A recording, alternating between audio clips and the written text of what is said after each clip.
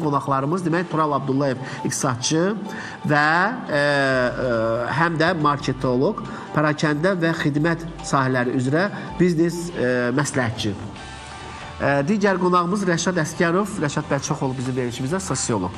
İndi Tural bəy, siz klassik ailənin xərcləri haqqında bizə məlumat verəcəksiniz. Daskada yazacaqsınız ki, yəni nə qədər, lövhədə daha doğrusu yazacaqsınız ki, bir ailənin xərci nə qədər ola bilər.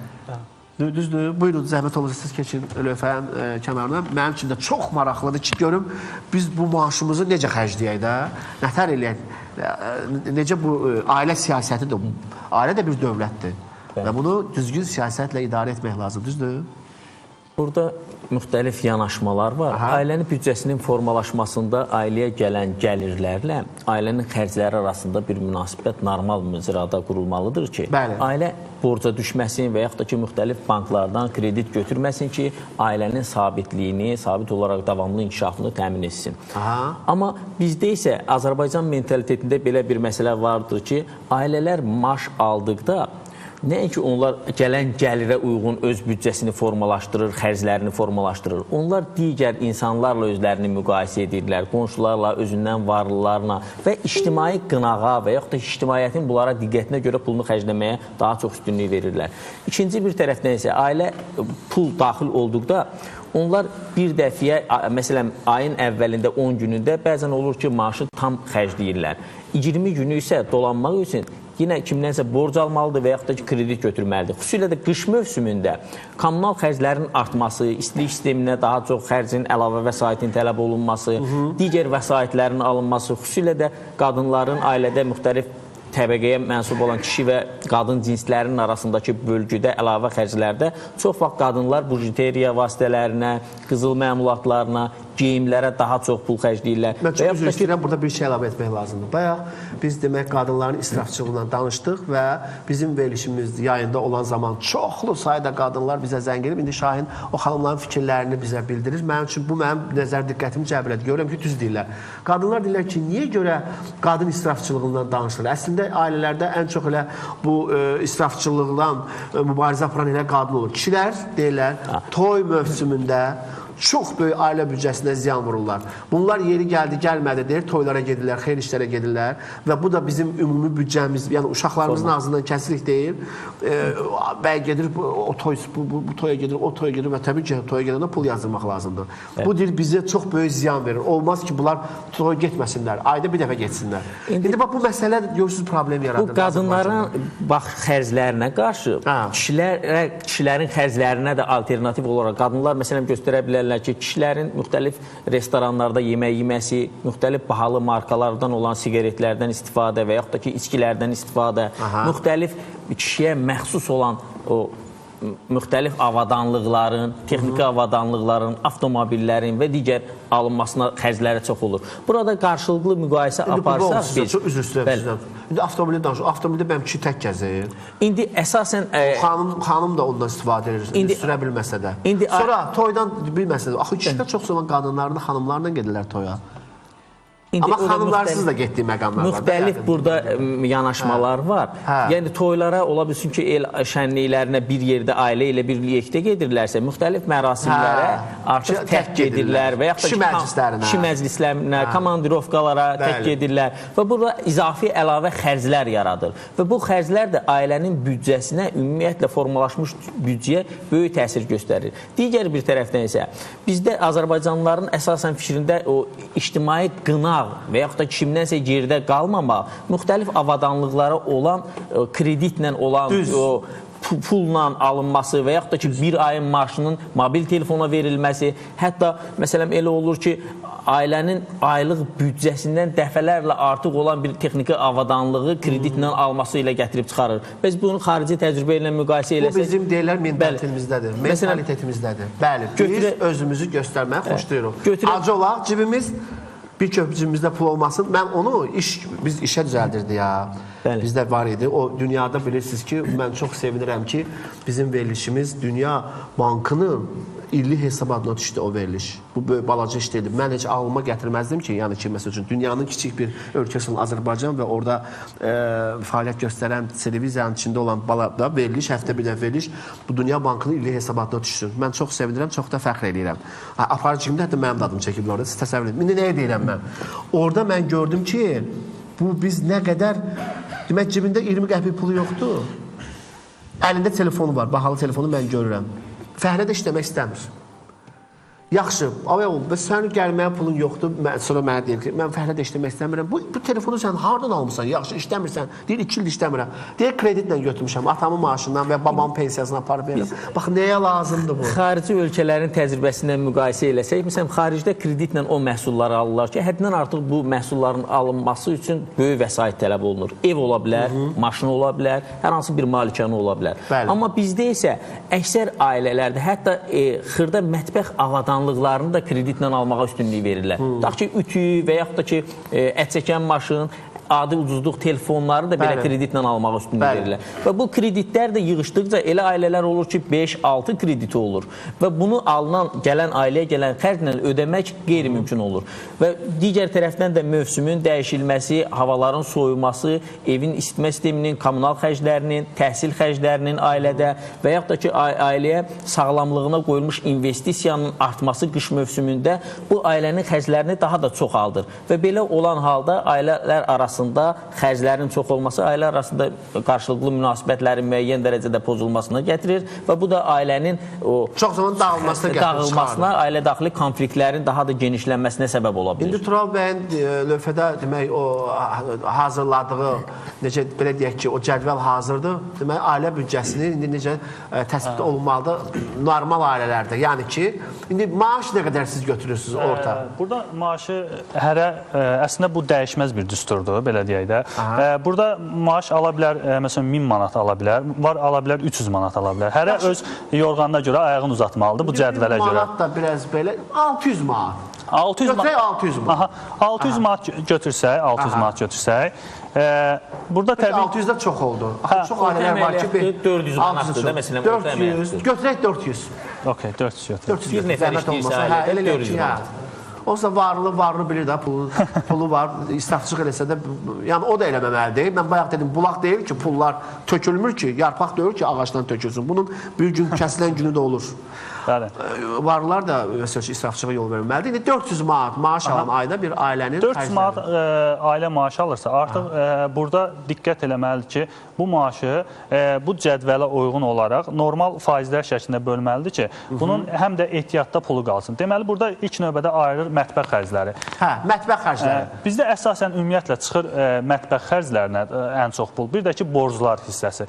Borclar bu belə deyim, xarici ölkələrdə götürür ki, borclara əsasən kredit borcları aid olur. Amma bizdə bu qeyd elədiniz ki, bu kimisə toyu olubsa, sənin toyuva pul salıbsa, sən də gelib məcbur ona salmasan. Bu artıq sənə bir borcdur da, belə deyək. Bizdə borc kimi görülür o məbləğ. Burada mətbəx xərcinə və borclara ən çox ayrılır, belə deyim də, ümumi vəsait.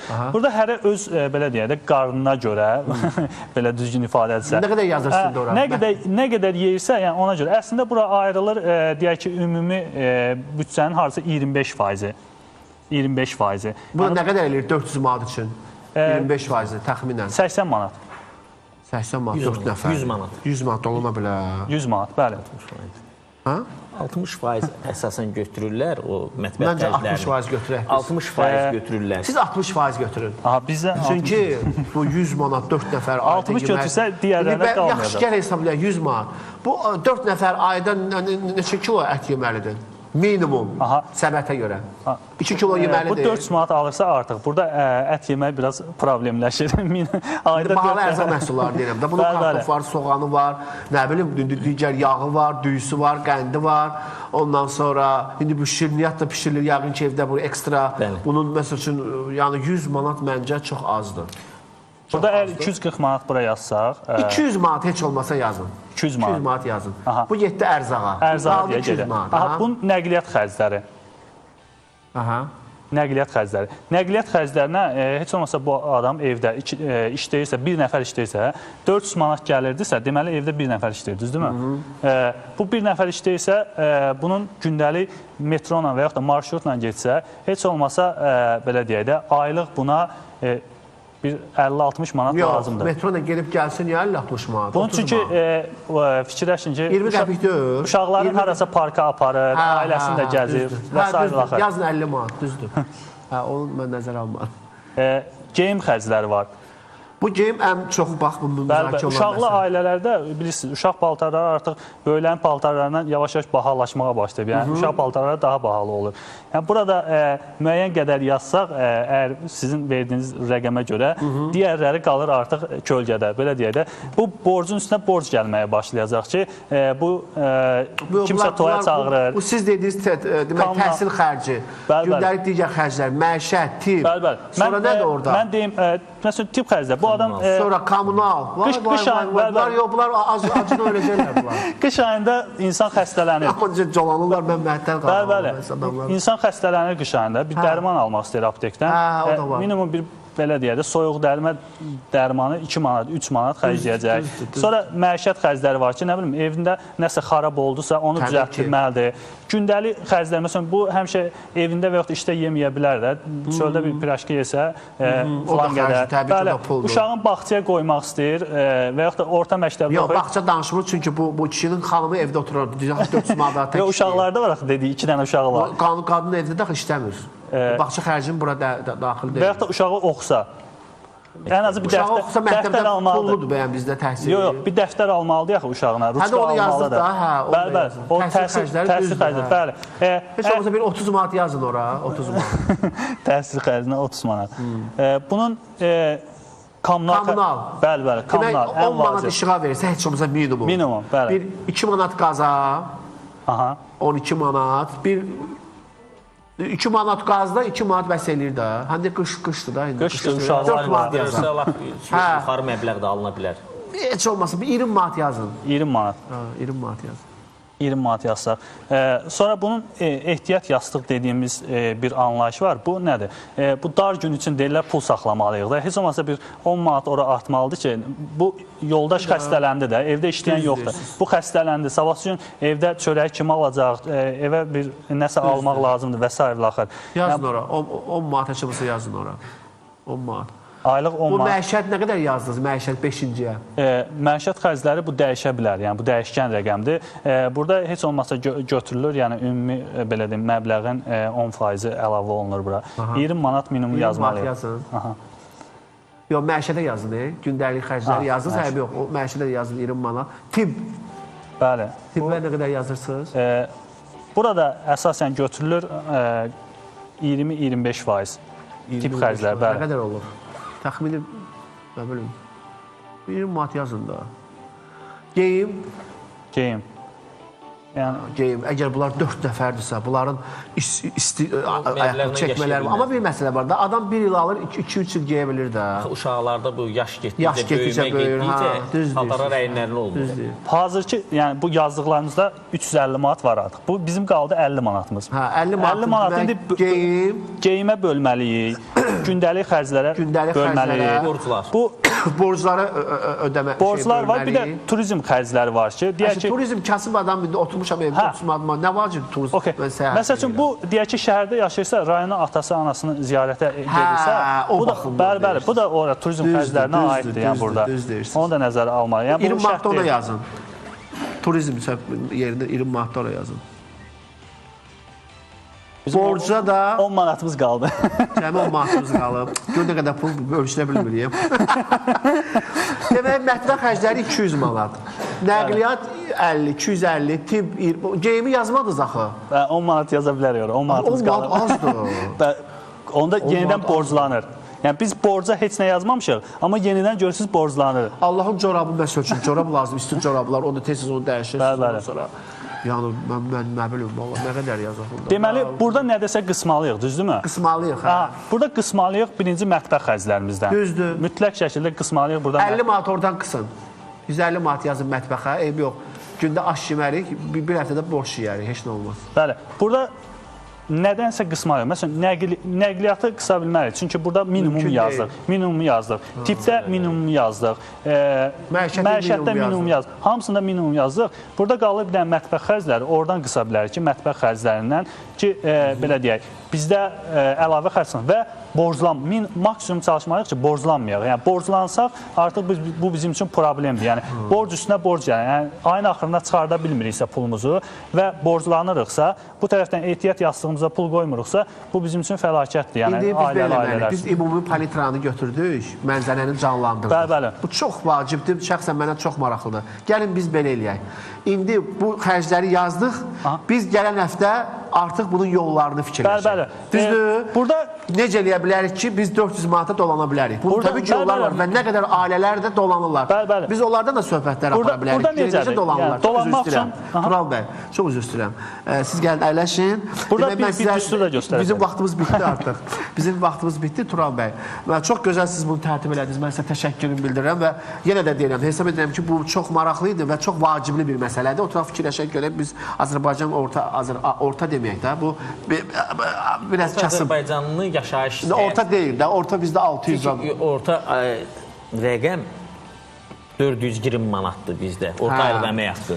Ona görə bir nəfər ailədə işləyirsə, biz onu qəbul eləyə bilərik. Çünki az yaşlı uşağı olan anaların işləməmək hüququ var ki, bunlar uşağa baxmağa görə işləməyə bilərlər. Aha, çox maraqlıdır. Mən bizə hesab edirəm ki, bu mövzu davam etdirək biz mütləq. Gələn həftə yenə də yığışarıq və oturaq görək biz bunları necə bölüşdürək ki, ac qalmayaq.